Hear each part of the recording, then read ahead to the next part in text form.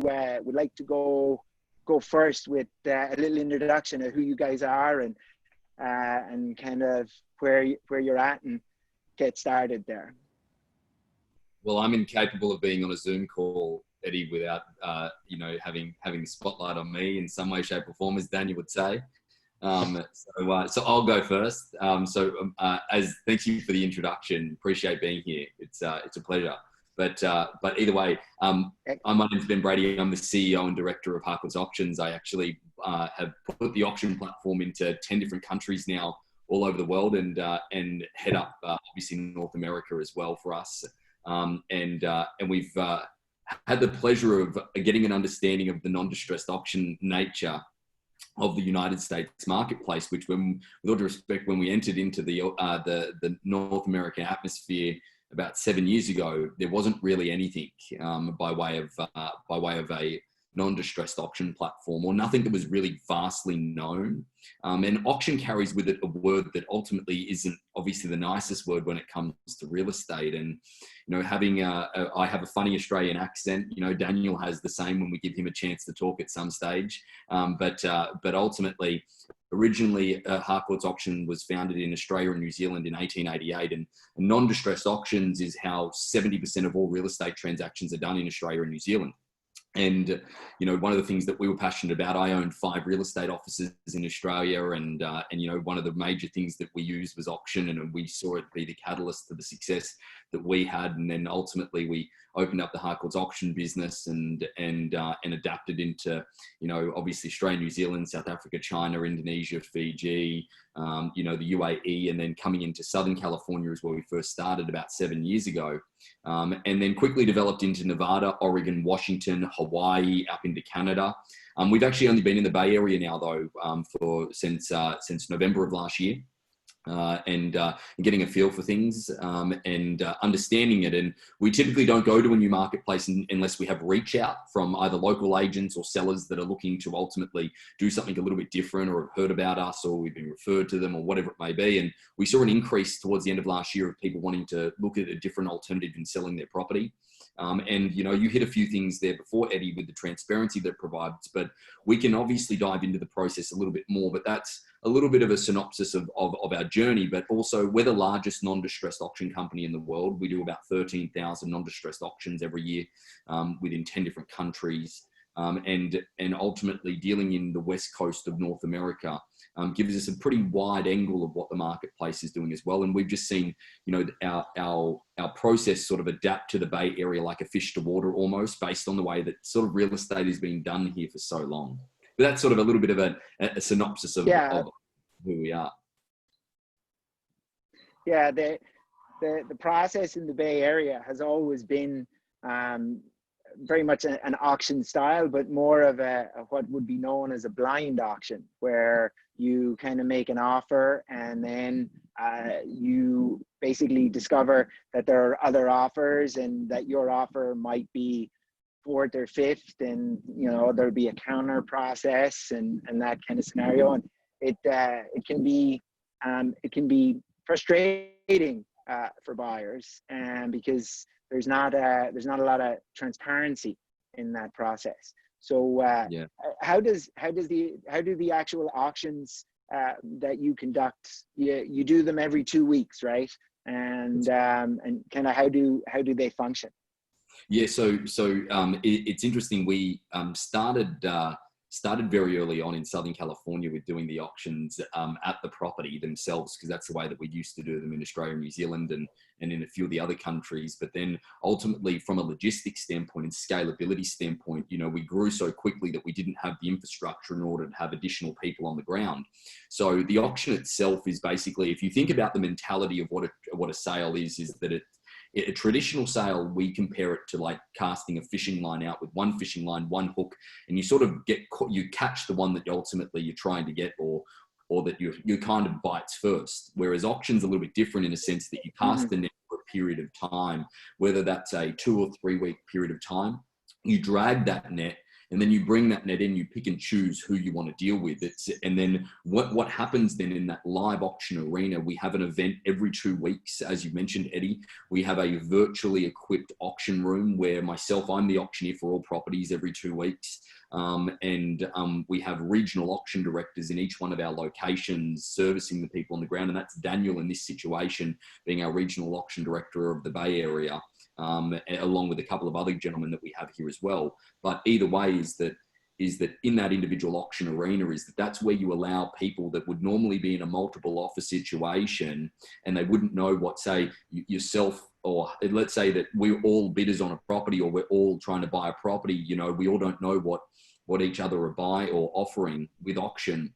It allows us to ultimately create an open and transparent field where, if Haley bid, $1 million, I could bid at $50,000 more. Okay. Or at least I know what I need to be at in order to buy that property. It creates that sense of competition as well, where we're getting about 5 to 8% more than what a traditional sale would yield in a multiple offer situation for a property through that transparency. But I don't want to just focus on that either though, Eddie, of the auction day itself, of just creating this frenzy of up, because sometimes properties don't have a frenzy of interest. Okay, it's also a process in order to extract the market out at its truest form, and then the seller can make a decision of where does their property actually sit. Because one of the things that I've gotten pretty comfortable with in real estate and is understanding that we don't sell homes for a living. We actually manage greed sometimes on most people's behalf, and we manage fear on their behalf.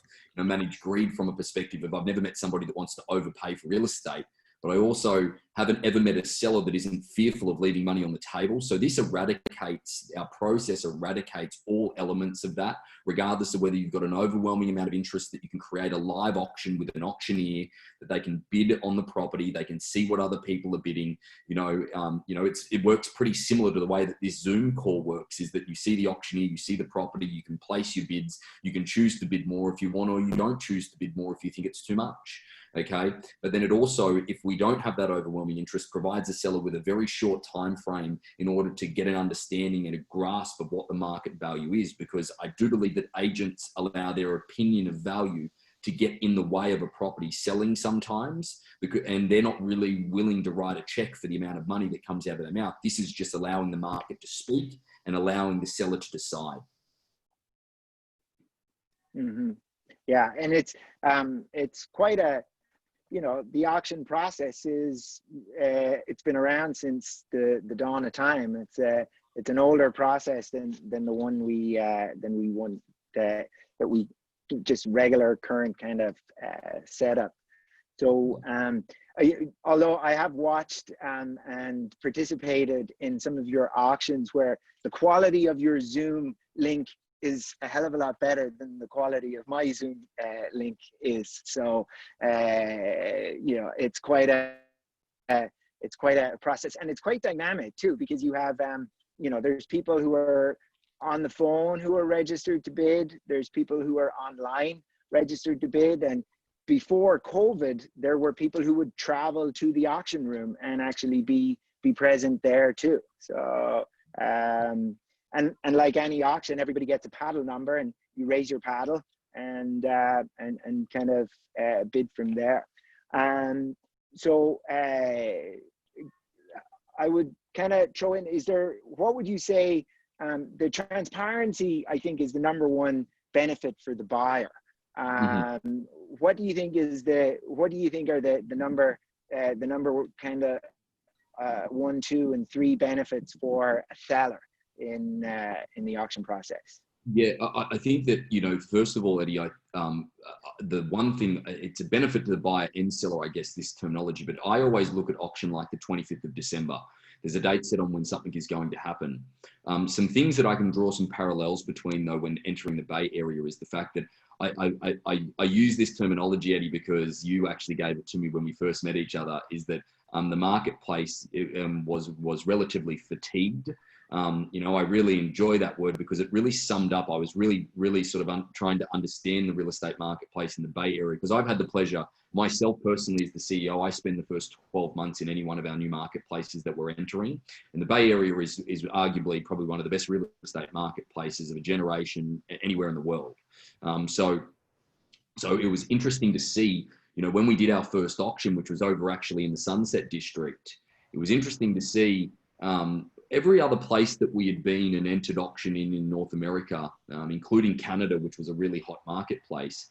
The transparency was a positivity, but it was more so the set date of when something was going to happen. And we saw people really resonate with that here. One, the sellers really liked the fact that there was an end date, but two, is that I know that one of the normal ways to do real estate in the Bay Area is to set an offer date, but the buyers, the one thing that we would see from a buyer, they would ask us, well, is this just like the offer date where they're just going to move it if they don't get what they want? Now, that's the difference, is that, you know, with the traditional transaction in a multiple offer situation, it's kind of sometimes, depending on who it is, can be a little bit of a rouge in a sense that a buyer can place an offer on the property, you know, and think they put their best in, and then it actually doesn't sell, the offer date moves. And we're actually seeing a lot more of that now from our experience anyway. And the thing is that with an actual live physical auction itself, that is a positive, that's a benefit to the sellers in a sense that it's actually a physical event that ultimately the buyer, the buyer is actually drawn to make a decision because something is actually going to happen. It's a live auction. It's going to happen. Okay. It's going to be that opportunity. But also what it does then create by way of the sellers creates leverage, okay? Creates leverage for the listing agent and the sellers in that situation because there's a looming actual event. Now, the word auction carries with it a perception of there possibly could be a deal, but it also carries with it, oh my God, there's going to be an overwhelming number of people that will be interested in this property. So by way of that perception is that that's where you see buyers place offers before auction. We sell about 43% of our properties prior to auction day through an offer that comes in prior to auction where someone goes, look, I don't want to be involved in this whole auction thing. Here's an offer to stop the auction. We're dealing with one at the moment actually over in Castro Valley where, you know, we've got multiple people that are just not interested in going to auction. I don't want to lose it. I don't want to lose it. And they've increased on themselves 5 times in order to stop the auction, you know, so it creates a sense of urgency for the buyer in that sense. Rather than, you know, in shifting marketplace, good or bad, is that, you know, you see it shifts and it changes based on price, but it shifts and it changes based on who holds the control in the negotiation. And ultimately, the other thing also, you know, by way of the seller, is that they have what is called a non-disclosed reserve. Harcourt's Auctions internationally does not conduct an auction without a non-disclosed reserve. And what that means in short is that a seller is not obligated to accept anything when it turns up on auction day. They are in absolutely complete control. But what it allows the seller to do is that sometimes we all are very, and I used that terminology before, fearful. I believe a seller is always fearful of leaving money on the table.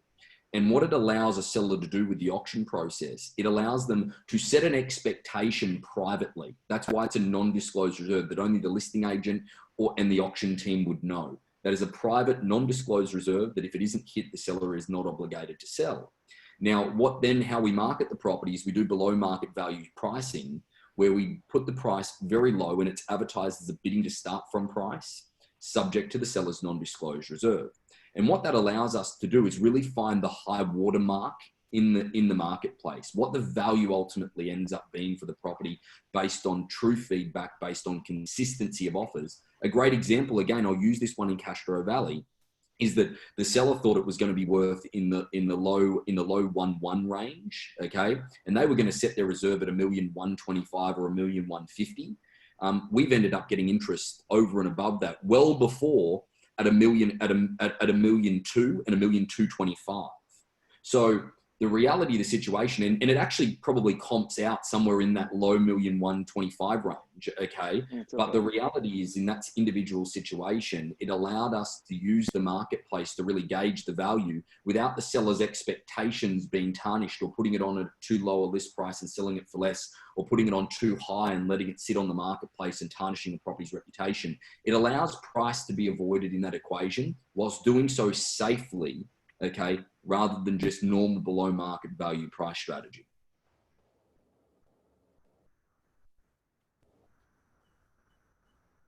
So does that make sense, Eddie? Yeah. Yeah, yeah. Well, I think there, I kind of discovered through the process too that there's an incentive on buyers who are more attractive in a traditional sense, you know, a cash buyer who can close in a very short period of time and not have any contingencies. If you're that type of buyer, you don't really want to go to auction, because at auction, through the registration process, the seller, people have to disclose their terms, and if they're getting a financing, or if they're going to have any contingencies or terms, and those terms have to be accepted for them to register. And therefore, on the auction day, I think the playing field tends to be leveled for people who are getting beaten by these more attractive kind of looking offers, because when it goes to auction, the process just ends up being, they're all pre-approved, they're all checked out, you verify all of them, and it comes down to just what is the market able to bear, what is the best and highest price that it will get. So if you're that type of buyer, you don't want to go to auction, really. You have to step up early. Yeah, and you explained it perfectly in the sense that before auction, when people register, it's the negotiation of terms. On the day of auction, it's just based on price, and that's why when you get people to focus on price, because the negotiation of terms have already happened, that's where we are getting that 5 to 8% more most of the time. Like, we've had situations previously where there's been a multiple offer situation on a property, and the agent's like, look, I don't really want to deal with all of these offers and all this paperwork. Let's just turn it into an auction and let it go to live auction. We've gotten 18% more than what the multiple offer highest and best offer was prior to. And it was that same buyer that was the best buyer. They paid 18% more, being put into an arena of transparent competition, that they can drive that price up. Okay. And again, they're not worried about paying more, because it's validated by somebody else right behind them willing to pay almost exactly the same. So that's one of the things, is that the social proof. Yeah. The social proof. That's right. 100%. Yeah. I was actually going to say, I think a lot of what we hear sometimes with buyers is, in a market that's super, super hot, on a hot property, we've had people just kind of back away and be like, I just don't want to deal with the competition. Like, I don't want to deal with that kind of bidding war. We hear that all the time, right? But then my question was actually going to be to you, Ben, like, how do we deal with that? How do you answer that when a buyer says it with regards to an auction? But I think the answer is what Eddie just said. It's social proof. It's actually the inverse of that. When you're sitting there watching it happen, it's like, at least you know. You know. Haley, that's really well articulated, in the sense that the benefit to auction is that sometimes agents get into they get into a situation where they're like, well, I don't really want to deal with all of this competition, and you kind of got to, you're like, what do you say to them in a traditional sense? It's like, well, how many properties have you missed out? Probably a few. It's difficult. Whereas with auctions, like, guys, why don't you just register to bid? If the price is good, bid. If it's not, don't bid. Like, it's up to you guys. It doesn't cost you anything to register. Just see what happens. One thing that I commonly say to people, what price would you love to pay for this property? And they're like, oh, we'd love to pay $1 million for this property. Great. Well, would you be disappointed if I called you after auction, I told you that it sold for $1 million? Absolutely. Well, guys, just register to bid just in case. Okay. Yeah. And ultimately, it's interesting, the other thing also that I obviously I'm very cautious. I want to be politically correct in every way, shape and form. And sometimes I can be accused of not being, but the thing is that the one thing that I do is you're Australian. That's correct, mate. That's exactly right. But I'm doing my best to keep the language at a minimal as well. Okay. It's just in our heritage, but I guess that the thing is that the thing that I've seen, I've done a little over $7 billion worth of real estate, and that's not to impress anybody. That's more to impress on you that, individually, every single time that a buyer has said to me, I'm not going to pay more than this, you put them in an auction environment, and I would say 95% of the time, they will pay more than what they thought they would, and that's one of the things that really I lose sleep about sometimes. If you think about it, with properties that I own in particular areas, it's like, well, hang on a second. Did that agent get every single last cent out of that buyer? I can guarantee you most of the traditional transactions, they didn't. Okay. And that comes back down to skill set and different things. And I'm not trying to tarnish anybody, but the reality is that putting them through that arena allows them to pay more, but it allows them to feel comfortable paying more and the seller feeling comfortable seeing it. And that's the other thing. The seller can actually see the marketplace in its truest form from the market's mouth, essentially. Okay. They can watch the market actually turn up. And again, sometimes it's going to be less than what they ultimately want. Then they get to make a decision of whether or not there's been enough social proof for them as well of whether or not the property's worth that based on market opinion. I would just like to say too, like, oh, so go ahead, Sean. Go ahead. You go first. Well, I was just going to say, like, with regards to logistics and how this all works, working together with realtors and whatnot. And I would also love to talk about how that involves people like Sean and how you guys put the process together for a buyer and from an agent standpoint too, since I know we have agents listening. But I think that it's important to emphasize, like, we've gone through the process with you guys, and you know, you said that the market is right there talking. Like, you and your team do everything possible to get as many people to the table as humanly possible in ways that, like, I haven't ever seen really before, in terms of your follow-up and your, you know, talking to every single person that walks into the property. You get their information, which we can't say as agents that we do that, you know? So that's wonderful. And they really, I mean, so we can feel confident that, like, everybody who's had eyes on that property has had many opportunities to be present at that auction. Yeah. Follow-up is such a critical part for us. You know, we've had the pleasure of, with the volume of transactions that our company does, is that from day one, we collected as much data as we possibly could from every transaction. And one of the things is that, you know, I think one of the big common misperceptions in real estate is the sense of feedback. The word feedback actually has a different meaning to our internal team than what it does to most people. Feedback, typically people think that that's cosmetic things with the property. Oh, it's not in a good location, or it's, you know, or it doesn't have the right layout, or things of that nature. Typically when there's feedback on a property that's cosmetic, it's just people creating excuses to make sure that they don't have, like, people just don't like to say, we don't like the property. You know, they just create excuses to not want it. So with feedback, what that means to the auction team itself, and what our position plays towards you, is that we are a third party that plugs into your business. You know, like we have done yours guys before, is that we are just simply there to complement you guys. You are still the lead agents, you're still everyone. But our job is, what we have found is that when a buyer or an agent, if you guys call them and follow them up, they typically don't want to hurt your feelings because it's your listing. When the auction team follows up and asks particular questions, we ask for feedback, but we ask for price feedback. We don't ask, feedback equals price to us. So the one thing that we've been able to determine is that if we can provide a volume of price feedback to a seller, okay, is that creates consistency in the marketplace, where typically that ends up being with inside a 2 to 3% variance of where that property actually sells for, typically.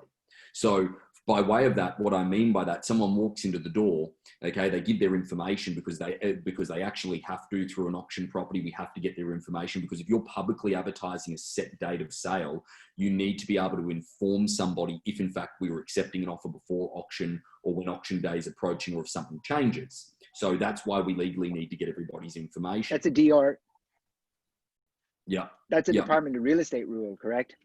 Yeah, that's correct, mate. Yeah, that's right. It's interesting, and it's something that, you know, the Bay Area hasn't enforced, considering they put certain offer dates on a property, okay, is that if they don't get everyone's information, technically they could be sued for somebody coming back to them and saying, hey, I didn't get a fair and equal chance by that individual date, or whatever it may be. Like, there's multitude of ways that could happen.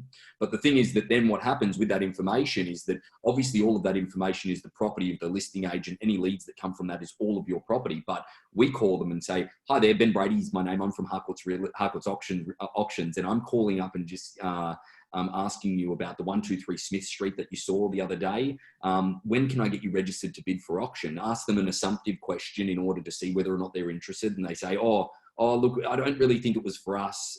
Okay, no problems. Hey, look, what other properties have you seen in the area? Oh, we've been looking for this long. Excellent, great. What's your budget? This much. Okay, great. How much do you think this property's worth? One of the things I need to do is collect as much price feedback for our sellers to make an accurate assessment of the marketplace. What do you think it's worth? Oh, I'm not really sure. Well, what other properties have you seen? You go through all of these things, because The one thing that also I don't believe is done incredibly well in follow-up in real estate is that, you know, when you ask somebody for price feedback, you say, hey, how much do you think this home is worth? I think it's worth 1.3 million. What's your budget? 1.3 million. Of course they think it's worth 1.3 million. Okay. So we try to build a case of credibility by way of, what do you think it's worth? 1.3 million. What's your budget? 1.5 up to 1.5. That is a credible buyer, a buyer that could pay more, but doesn't see the value based on everything else they've seen. That is credible feedback. Now, it's not credible just if it's one person, but it's credible if it's 5, 10, 15 people. Okay.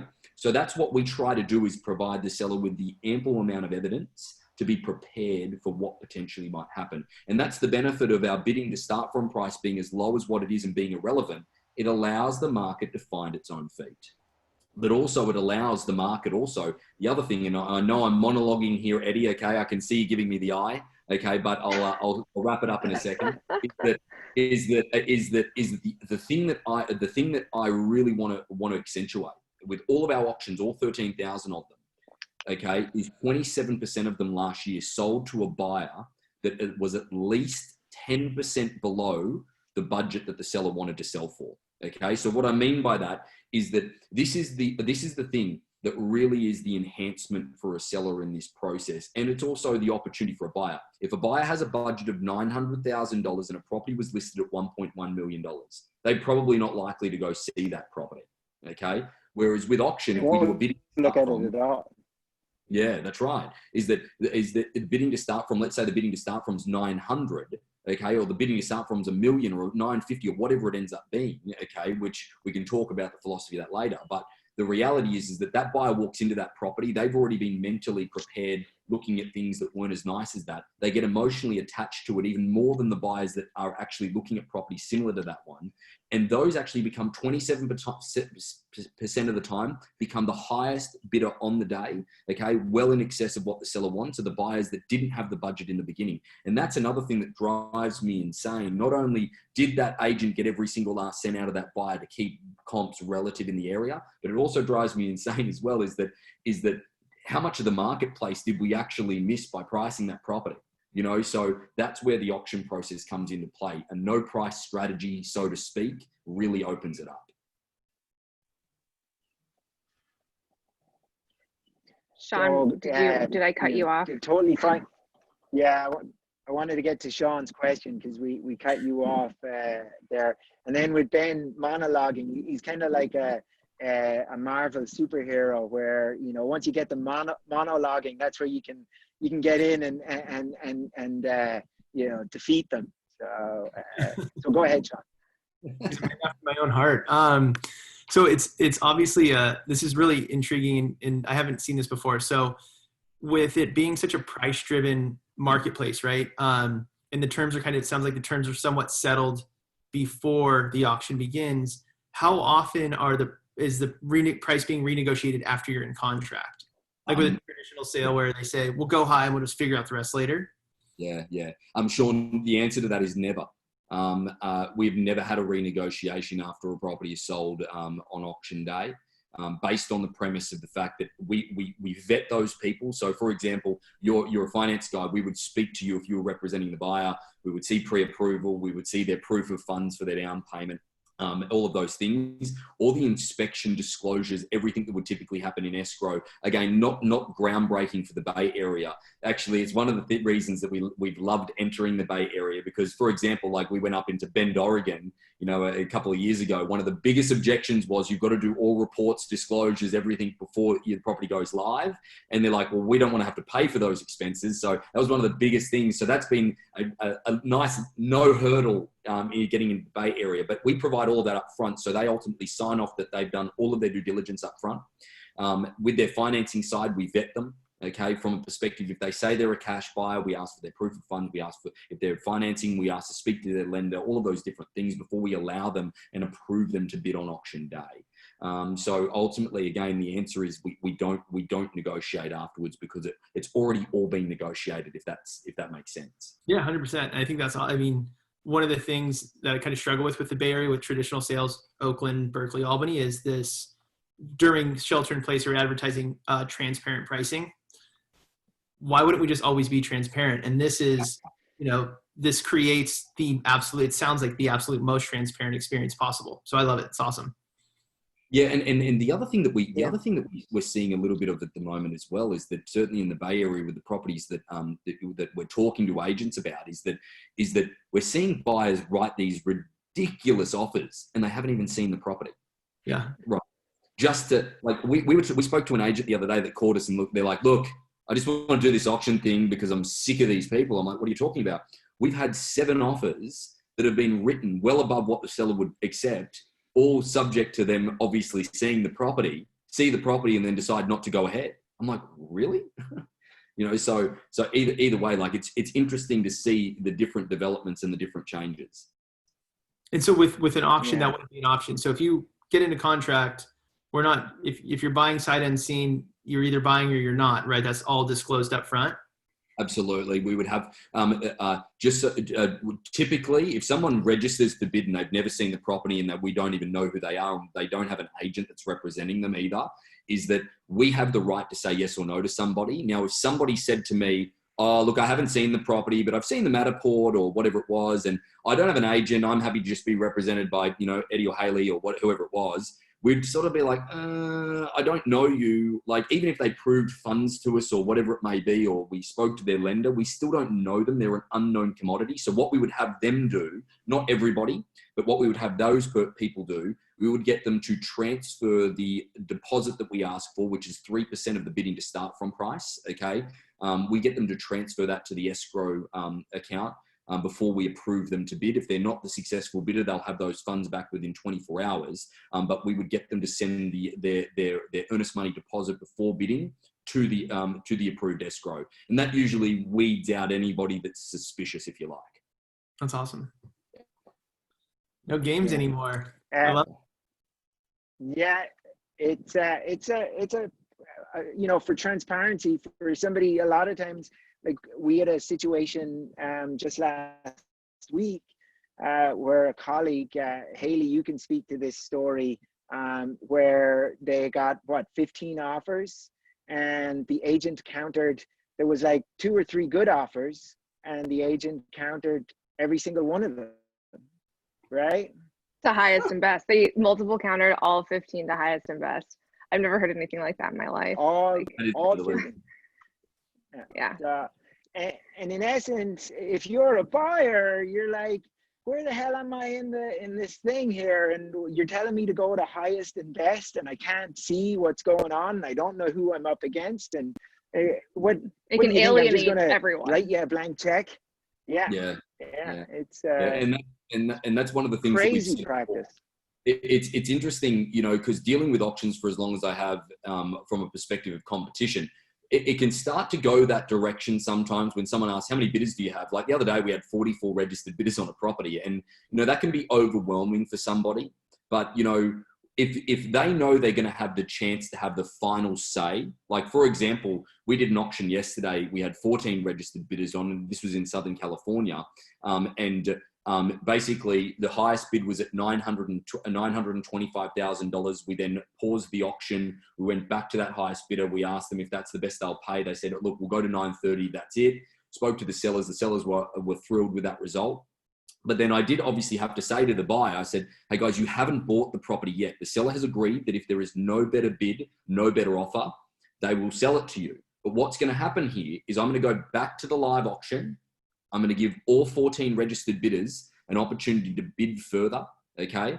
And if they do, then that means we're going to sell to them, okay? So the next highest bid we are going to sell to, right? So fair and equal chance in this sense is that they're like, okay, no problem. So I went back, we opened up the auction. I'm like, well, ladies and gentlemen, at $930,000, I'll call it 3 times and 3 times only. At the end of the third and final call, if there's no better bid, I'll sell the property. We end up getting the price up to $940,000 with $500,000 bids. And these were people that we called and confirmed, no, we're not paying anymore. We're not paying anymore. We're not going to pay anymore. But then you open it up and say, well, the seller's definitely selling, ladies and gentlemen. We are going to sell. It is on the market. It sells. No better bid. Okay. We got $10,000 more through $500 increments. Okay. Between that buyer at $930 and another buyer that just had to have the property as well. So again, that again comes to the factor of, well, then people get afraid of that type of competition, but it's like with auction, you don't have to be afraid of competition, because at any moment you can bid more if you would like to. It's not like you don't know where it's at. Yeah.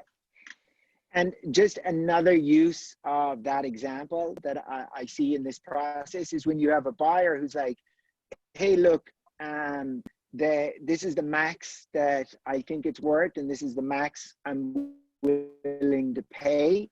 And you have a seller who's like, you know, that is a good price, but I really think it's worth more. And they're like, look, I'll accept that offer, but I just want to put it out to the auction to just make sure that nobody else is willing to pay more. And then if nobody else does, then the buyer in that situation is, everybody has their needs have been met. The seller's needs have been met, the buyer's needs have been met, and it ends up being a very transparent and clear process there. So I have a question, just especially given the time we're in now, because Eddie and I have been faced with you know, multiple offer situations, and we're looking at cash versus a loan for the same number, say. And like, given COVID and like the volatility of things, and I mean, through conversations with Sean over the last couple of weeks, like, we know that like really loans are getting done and like there's no real issue there. Like, we haven't had anything fall apart and whatnot. However, when you're in that situation, and I know you guys have already pre-qualified everybody, but are you ever faced with a scenario where the seller's like, I want to go with the cash guy because of like what's going on, and like, I don't care that this guy wants to pay more, like what happens there? So we have the auctioneer reserves the right to refuse a bid or withdraw anybody's bid at any point in time. We've had situations previously where, let's say that the highest offer is $1 million, okay, and we have $995,000 that's all cash, but a guy who's got, you know, financing terms, still putting good amount down, you know, says I'll pay $1 million. The seller's like, I'd prefer to take the 995. So what we would do in that situation, Haley, is I'd call the $1 million person and say, guys, look, the seller wants to accept the 995 because they are all cash. Is there any way that you can remove your contingencies? Okay. Now, depending on their financial means and the situation, the price point, they're either going to say yes or no at that individual time. Because, you know, the other thing that I really dislike sometimes about traditional real estate, please take my opinion with a grain of salt. Obviously, I'm very biased, but I guess that, you know, the You're reality. Australian, we know. But I guess that the thing that frustrates me as well is the fact that somebody is allowed to buy a property and then have 2 weeks to think about it. Essentially, you know, like it just. You know, it puts all the leverage back in that buyer's means, you know, and the only person that's affected if they fall out of escrow is actually the seller and the property's reputation. You know, like it starts to put doubt in other people's minds, could cost tens of thousands of dollars, you know. So that's where from our perspective is that in that situation is that we would ask the seller we are very clear on the terms. In some cases as well, Haley, when we have a lot of interest in the property, okay, we might not allow people with finance contingencies to bid. Okay, because we have that control. Let's say we've got 3 or 4 cash buyers. Okay, we might not choose to allow any buyers with finance contingencies to bid. That's very rare that we don't allow them to bid, because typically we can use those other contingent buyers to drive the interest up even further. You know, it's all strategy on the day. It's very per circumstance. Do you let the buyers know we're not allowing you to do this because XYZ? Absolutely, and we give them a chance to improve that and give them a time frame to improve that as well if they'd like to try and register without those terms. And they need to know then at that point in time that if they, let's say, because we've had buyers before say to us, well, fine, I'll just register under those terms, but you know, what if I just don't close? They lose their earnest money deposit. Yeah. Okay. Yeah, there's not. Yeah, it's and then I just want to also make sure we use, for the sake of simplicity, the $1 million number. This is something that's being performed on properties up to, what's the largest sale price you've achieved on a property in? And the smallest. It's in Southern California, I think. And the smallest. What's the largest and the smallest? Yep. So smallest, we did a $50,000 lot just recently. It was a lot that, excuse me. No. We've got a new lowest, and it's here in the Bay Area. We did $25,000 in Is it a parking spot? No. Dan, help me out here, bud. Where was it? Not Morgan Hill, was it? Maybe. No, it wasn't Morgan Hill. Anyway, I'll quickly look it up while we're on here. But $25,000. We did. It was. That's what we sold. It was right next to an oil refinery, or it might have been a power plant. Okay, but it was something that sat on the marketplace for 590 days, and we managed to do it in 30 days. Wow. Dan, if you can look it up, that'd be great, because we'll tell them what it is. But then our most expensive one that we've done is $27.8 million. It was a vacant lot down in Corona del Mar. One of the Saudi princes actually bought the property on auction day, actually, as well. He had a representative, obviously, bidding. But it was 2 lots, but obviously just one. But it still has the longest private pier on the west coast of North America. It was the old Balboa Ferry Pier. And it was a really good development lot. Looked straight out over to the mouth of the opening in Newport Beach. So yeah, that's the most expensive that we've done. But I will say this is that, you know, we've had opportunity. And it was raw. That was raw land.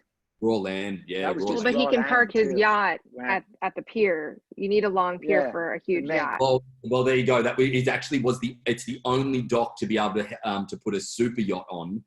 Outside the Balboa Bay Club, which is where most of the yachts are held in Newport Beach. But you know, the interesting part about that property, and that's the thing, the price points are they're so interesting. Like, we've had multiple opportunities also, though, guys, up in the Hollywood Hills for $20-30 million that we've actually said no to, because, you know, the thing is that we are conscious about the properties we take on based on expectations of sellers. Every single property can go to auction. It just might not be it for every person.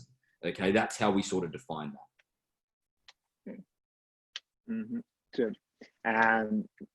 Fantastic. Well, you know, just to get in any kind of updates on the lending end of world, you know, I'm going to pull the rug from under you for a moment, Ben, and give Sean a moment to just kind of give us a little kind of update on what's new and what's happening in the lending world. Things are good. I mean, when we're bidding on auctions, we're typically winning every single time. Everything's good. It's good. The only thing that's changed for the worse in the last, Monday is when this went into effect, is Fannie Mae and Freddie Mac, government sponsored agencies, decided that self-employed buyers should have to provide an audited year-to-date P&L and balance sheet. And the problem there is those are expensive and they can be time-consuming. I don't understand the logic of it, to be honest. You know, we're making things harder for a self-employed buyer in that situation. The W-2 guy works for the self-employed buyer. So where's the logic? But that went into effect Monday. Some jumbo banks had already kind of taken that approach. Now that Fannie and Freddie have done it, I expect to see it kind of go, like, be a normal thing. I just think at the same time, we're starting to get out of unemployment. Friday unemployment numbers were better. You know, I think 10 million jobs came back, but then Monday they said the numbers were skewed. So there's just so much mixed data coming out that we don't really know which way's up. But as we get out of shelter in place, my hope is that self-employment guideline goes away. That's the biggest thing. That's the biggest change. Sorry, go ahead. Is there a timeline on when it's going to be around, or it's indefinite until they decide to change it back? It's indefinite until they decide to change it back. We got a little bit of notice on it. I tried to help as many of my self-employed clients as I could right before it happened. So it was a busy weekend for me. I'll speak to that. I got the phone call. So I was going to say, to Sean's credit, he was making phone calls Saturday morning to all of us who were trying to refi or buy.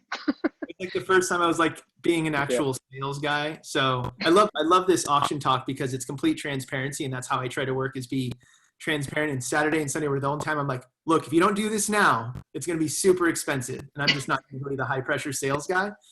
So I don't. The clock is ticking. Yeah, that was it. And it's just worked on me. I was like, click, click, click, done. You can still cancel. It's just like better safe than sorry type of thing. but I think everything's fear driven. This whole thing's been fear. So unemployment numbers keep going up. There's companies that were thriving and they're not. Like one of my friends is in ticket sales. What's he going to do? You know, that business is gone. So those are kind of the concerns they're looking at, but as things normalize, I'm sure they'll bring it back. The other thing is equity lines continue to change. There's 2 companies I have for equity lines. So if we needed to do 10% down financing to 1.4 million is usually the example I use on here. In California only, one of the banks changed their guideline to require a 750 score now instead of a 720. California only, and I asked why, and it's because they can't have more than 45% of their pool coming from one state. And obviously California has a lot more going on. So that changed, and they've increased the margins. So that's all fear driven as well, outside of the pooling. And there's one other company that doesn't have that credit score requirement. They're in New York.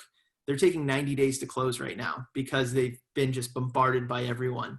So rates are incredibly low. 20% down works for any price point. I'm closing a $2.6 million purchase right now, no problem, with 20% down. So for the most part, everything's fine. Self-employed, you know, be cautious. Do your research, do your due diligence before you jump into anything. And then if you're looking at first and second options, really research that equity line, because if you got quoted a 4.5% rate a couple weeks ago, it could be 3% higher today. So just make sure people are looking out for what's available. Right. And that's just one of the things that I find fascinating with banks. They never shut down a product. They just move the water line up, and they're like, they make it so hard for anyone to qualify that they're like, yeah, we're still doing those loans, just nobody qualifies to do the loan. So no, exactly. That's what I said to the rep on that for the equity lines. They'll send out a bulletin and it's just a click here for the rate sheet, but it doesn't really say what changed. And I opened it and I'm like, 750 score. This wasn't there yesterday. And then the margin, and we have to qualify 2%, but I'm qualifying at 9.5%. It's like, yeah, we're still lending, but nobody wants your money. Yeah.